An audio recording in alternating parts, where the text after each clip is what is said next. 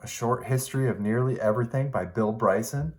This book is 478 pages with 30 chapters. In summary, it really is just the author's really excited about the world around him, but doesn't know much about it.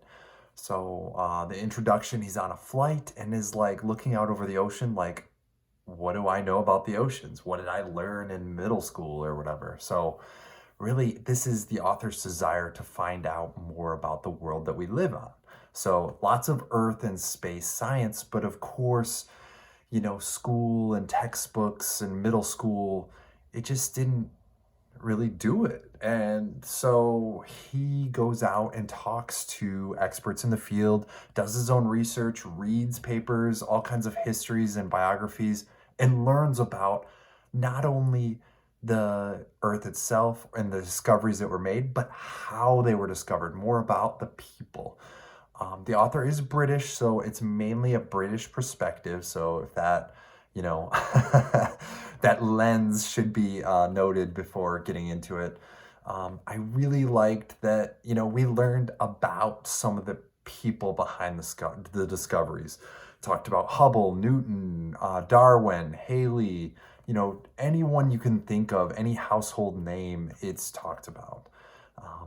I found out that Charles Darwin was the second choice. He wasn't primarily going to be on the ship. He was the, backup choice. And actually didn't publish Origin of Species for 10 years. It sat in his house desk drawer. And, there was no urgency until somebody else had similar ideas. So that was interesting. He didn't go in front of anybody and speak. He had other people talk about his works and his published works. So he didn't show up to the presentations about his own discoveries. So that was kind of neat.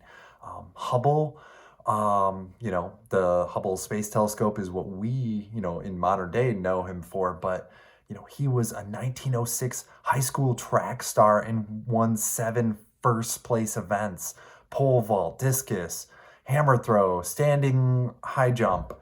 He was on the mile relay team, all in the same track meet. Like, this just like amazing. And the fact that he was also super good looking according to some and an amazing scientist, it's just like, how can one be all of those things? But that's the person behind all these discoveries.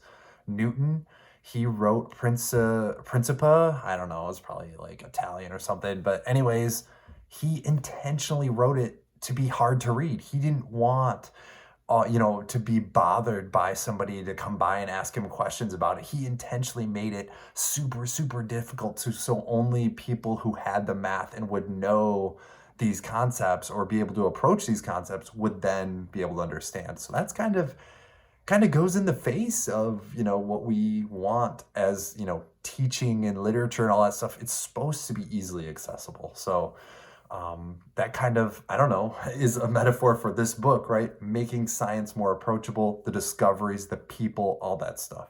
And in fact, Haley, for the Halley's Comet, he paid to have that book printed. Principia, like nobody would publish it. So he used his own money to pay for it. So very cool. And in fact, based on this book, Haley never saw the comet that he was named for. He discovered that it was the same comets that they were seeing in an elliptical orbit.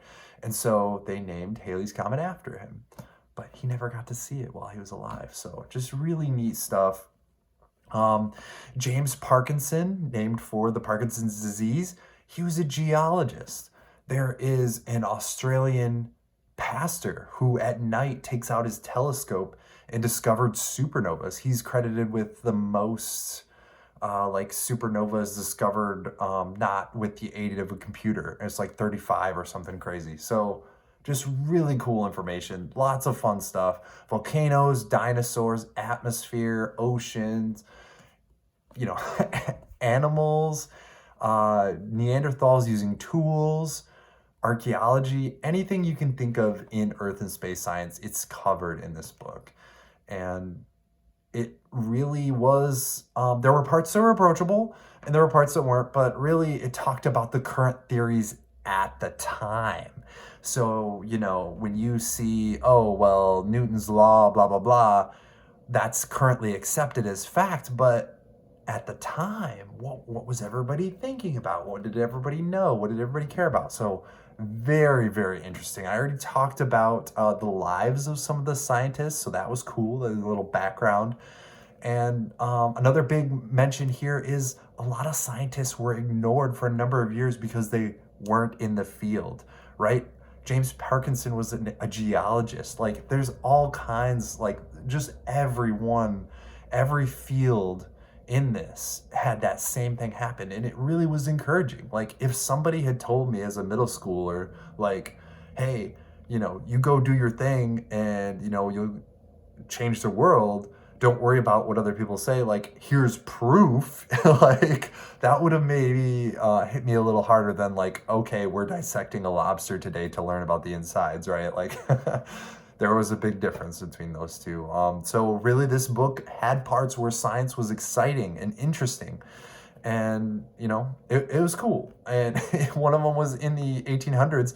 Laughing gas happened. People would go to a theater, they would pump in nitrous oxide, and it was a social thing. People would get high and just relax and laugh, and it was a good time. So, like, there's a whole different perspective on the way that humans saw the world, not just as scientists, but like as a whole. And it was just really cool. Lots of neat stuff in here. Things I didn't like, it was easy to get overwhelmed at times. Uh, there was a lot of jumping from one scientist to another.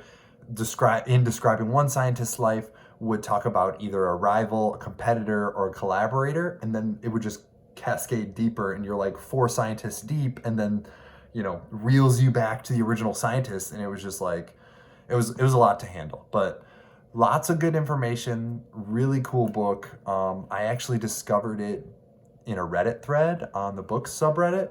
I think the question was like, what book is an absolute masterpiece in your opinion?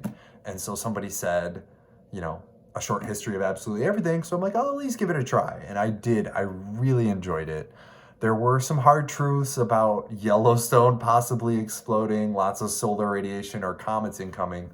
But it was a good book. The chapters were a little long at times, but there were so many surprising things that I wouldn't have known, and this could have gotten me a lot more excited about science as a kid. I don't know if it's approachable for a middle schooler, but if I was in high school or college and had read this, I definitely could have had a different career path. So very cool. If you like science, if you like hearing about scientists, if you like hearing about people who aren't scientists but make discoveries, this book is for you. So check it out. It's a good one, and buy your books used.